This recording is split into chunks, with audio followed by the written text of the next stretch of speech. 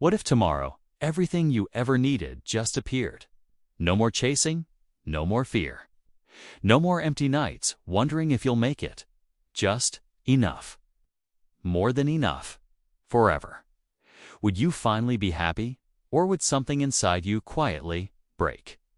In 1968, a scientist named John Calhoun dared to find out. He built Universe 25 Perfect World for Mice.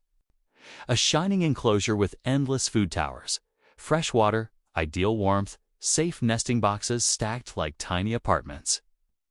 No predators, no disease, no winter, only peace and possibility. He began with 8 gentle souls, 4 females, 4 males. They hesitated at first, sniffing the strange new heaven. Then instinct took over. They loved. They nested. They welcomed life. Phase 1. The miracle of more. Every 55 days, the numbers doubled. Hundreds became thousands. Over 2,200 little lives pulsing in harmony. It felt like proof. Give beings everything, and they will flourish forever. But paradise has no borders and no challenges left to face. Phase 2. The silent unraveling. The food never ran low. Yet the fights grew wild, senseless. Males who once protected now attacked without reason. Mothers who once groomed their young with endless care turned away. Some killed the babies they had carried so tenderly inside them. And then came the ones who simply stopped. Calhoun named them the beautiful ones. They never fought, they never mated. They never raised young. They only ate, slept, and groomed. Hour after hour, day after day. Their bodies flawless, their coats mirror bright. But their hearts empty. They had become beautiful statues in a world that no longer needed them to be anything else. Phase 3. The long farewell. Births faded to whispers. Then nothing. The last infant cried in an untouched nest while food stood piled nearby. No one came. No one cared.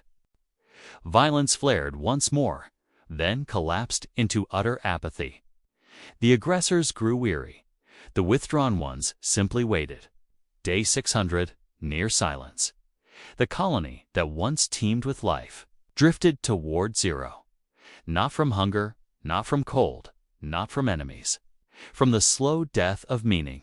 From a world so full, it starved the soul. Calhoun watched every heartbreaking moment.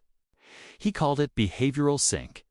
The collapse when social bonds dissolve, when roles vanish, when purpose evaporates in with infinite provision. And here we stand, humans, staring at the empty enclosure. We build our own universes every day. Smartphones that deliver endless distraction. Cities of light where food arrives at a tap. Lives cushioned by comfort, medicine, convenience. Abundance we once prayed for. Yet still, we struggle. Anxiety rises in quiet rooms. Loneliness echoes in crowded feeds. Birth rates fall in nations of plenty. We scroll, we groom our images, we chase perfection. While something inside whispers, why bother? Why do we struggle, even here? Because mice had only instinct, we have something more fragile and fierce.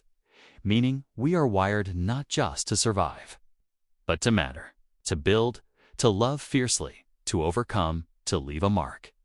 Remove the struggle, the risk, the sacred friction of life, and the soul forgets how to burn. Universe 25 didn't die because paradise failed. It died because paradise forgot to ask, what are we for? In our abundance, we must still choose purpose. We must still reach for each other. We must still fight not against scarcity, but for meaning, because without it, even heaven can feel like hell.